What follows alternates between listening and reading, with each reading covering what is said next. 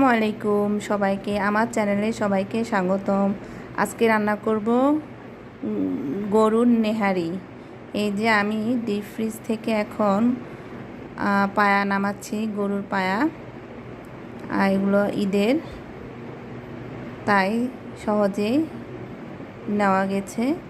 আর এই তো এখন আমি এই পায়াগুলোকে বা এই যে এটাকে নলাও বলে, এই নলাগুলোকে এখন আমি পানিতে ভিজাবো। আর এই তো এগুলো আমাদের কোরবানি গরুর নলা বা পায়া। আর এখন আমি তো পানিতে ভিজিয়ে রাখবো। আর আমার এই তো ছুটে গেছে নলাগুলো, এখন আমি সুন্দর করে ধুয়ে নিব। আর কাটার দরকার নেই, যে যত বড়ই আছে সমস্যা নেই। এটা আমরা যখন রান্না করব তখন ঠিক হয়ে যাবে। এই যে দেখুন, আমি সুন্দর করে পরিষ্কার করে ধুয়ে যে পাতিলে রান্না করব ওই পাতিলটাতে নিয়ে নিলাম। এই যে সবগুলো আমি ধুয়ে এক এক করে নিয়ে নিলাম। আর এই তো আপনারা আবার ভয় পাবেন না, বড় বড় হাড় দেখে, হাড়গুলো অবশ্যই সিদ্ধ হয়ে যাবে। তারপরে তো আমি এখানে প্রায় একেবারে হাড় যতটুকু পাতিল পরিমাণ আমি এখানে পানি দিয়ে দেব।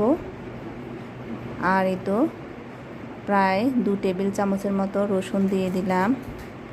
তারপরে হাফ টেবিল চামচের মতো আদা বাটা, হাফ টেবিল চামচের মতো আমি লাল মরিচের গুঁড়া, লবণ স্বাদ মতো, ধনিয়া গুঁড়া 1 চা চামচ, জিরার গুঁড়া 1 চা চামচ দিয়ে দিলাম। তারপর এখানে আমি পেঁয়াজ কুচি দিয়ে দিলাম। তার ভিডিওতে দেখা গেল না, আপনারাও দিয়ে দিবেন 1 কাপ পরিমাণ পেঁয়াজ কুচি। তারপরে এই তো আমি এখন চুলাতে বসিয়ে দিব। হাড়গুলো একেবারে পানিতে যাতে চুবে যায় এই পরিমাণে পানি দিবেন। তারপরে এই তো দেখতে পাচ্ছেন আমি এখানে কোনো তেল দিই নাই এবং হলুদের ব্যবহার করি নাই। এটা আমার শাশুড়ির কাছ থেকে শেখা এই নেহারি রান্না।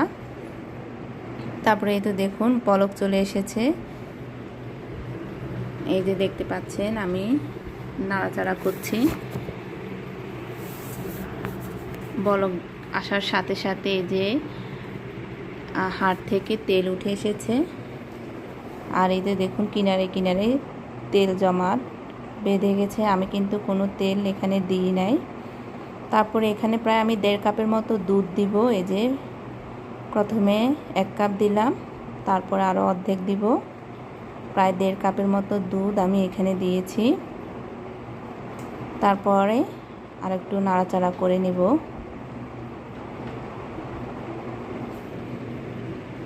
দেখতে পাচ্ছেন আমি একটু নাড়াচাড়া করে নিচ্ছি। এই নেহারিটা অসম্ভব মজার, অবশ্যই আপনারা বাসায় বানিয়ে খাবেন। এই তো আবার জাল হয়েছে। তারপরে এই তো আমি এখানে প্রায় 10-12টার মতো কাঁচামরিচ, মুখটাও একটু ফেটে দিয়েছি। আপনারা ইচ্ছা মতো ঝাল, ওটা আপনাদের ইচ্ছা মতো ঝাল যে যেরকম খেতে ভালোবাসেন। এখানে আমি কম ঝাল দিয়েছি। তারপরে তো তেঁতুল গুলিয়ে নিলাম। তেঁতুল বীজে আমি এখানে ভিজিয়ে রেখেছি। তারপরে তো ছাকনা দিয়ে ছেঁকে এখন এখানে প্রায় 1 কাপের মতো আমার তেঁতুল গুলা পানি হয়েছে, আর তা দিয়ে দিলাম নেহারিতে। আর এই তো কালার দেখেছেন অনেকটা চেঞ্জ হয়ে গিয়েছে। আর এটা সাধারণত দুধ দেওয়ার সাথেই কালারটা চেঞ্জ হয়ে আসে। তারপরে তো তেঁতুলের যে রস সেটা আমরা দিয়ে দিয়েছি। তারপর একটু নাড়াচাড়া করতেছি। আসলে পাতিলটা ছোট হয়ে গিয়েছে, তাই একটু আমার নাড়াচাড়া করতে সমস্যা হচ্ছিল। আর একটু বড় হাড় তো, কিছু সমস্যা নেই, তারপরে সিদ্ধ হয়ে যাবে। আর এই তো এরপর আবার বলক এসে যাচ্ছে। এই যে দেখতে পাচ্ছেন ভালো মতো বলক এসেছে। এই তো যতক্ষণ পর্যন্ত না আপনার নেহারির যে পায়াগুলো নরম হয়ে না আসে ততক্ষণ পর্যন্ত এটা চুলাতে থাকবে। আর লাগলে আপনি আর একটু পানি দিতে পারেন। আর আমার এখানে পানি লেগেছে, আমি পানি দিয়েছি, তার ভিডিওতে দেখালাম না। তারপরে এই তো বাগারের জন্য আমি একটা রসুন নিয়েছি, সাথে 3টা পেঁয়াজ দিলাম। আর এই তো দেখতে পাচ্ছেন যে আমার ঝোলও শুকিয়ে এসেছে। আর এই তো দেখুন হাড় থেকে যে মাংস তা ছুটে ছুটে আসছে, দেখেছেন? আমি বলছি না কোনো চিন্তা করার ব্যাপার নেই, সব ছুটে এসেছে, দেখেছেন? সিদ্ধ হয়ে গিয়েছে আমার এখানে। আর এই তো আমার পেঁয়াজ কুচি আর রসুন কুচি হয়ে গিয়েছে। আর আমি অন্য একটি কড়াইতে তেল গরম হয়ে গিয়েছে, এখন আমি পেঁয়াজ রসুন কুচি দিয়ে দিলাম। আর এই তো এটা বাদামি হওয়া পর্যন্ত আমি ভাজতে থাকবো। আর আপনারা লবণটা একটু চেখে দেখবেন, আমার এখানে লবণ কিছুটা লেগেছে, আমি দিয়েছিলাম।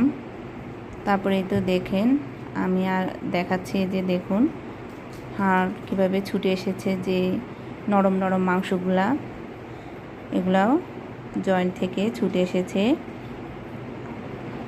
আর এই তো আমার মেয়ে এগুলো খুব পছন্দ করে খেতে, নরম মাংসগুলা।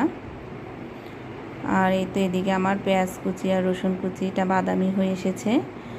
আমি যে তেল দিয়ে পেঁয়াজ রসুন ভাজি করেছি ওই তেলটা দিব না, কারণ নেহারিতে প্রচুর তেল উঠে এসেছে গরুর।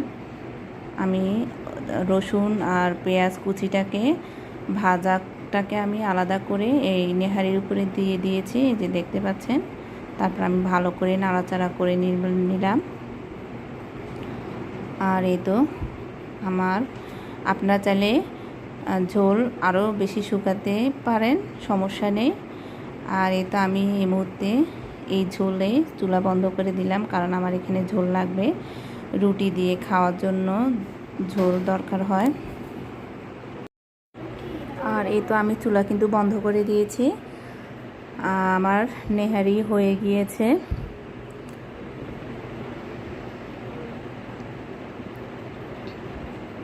তারপরে এই তো যখন একেবারে ফাইনাল লুক দেখতে পাচ্ছেন পাতিলের মধ্যে, কিন্তু আমি এখনও বাটিতে ঢালি নাই, এই যে দেখুন এরকম হয়ে আসবে। আর আপনারা যারা প্রথম নেহারি রান্না করবেন অবশ্যই ভিডিওটি দেখে রান্না করবেন, দেখবেন অনেক সুবিধা হবে আপনাদের জন্য।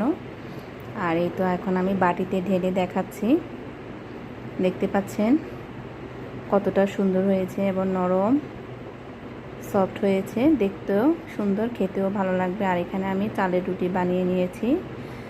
আর এতক্ষণ ভিডিওটি দেখার জন্য অসংখ্য ধন্যবাদ।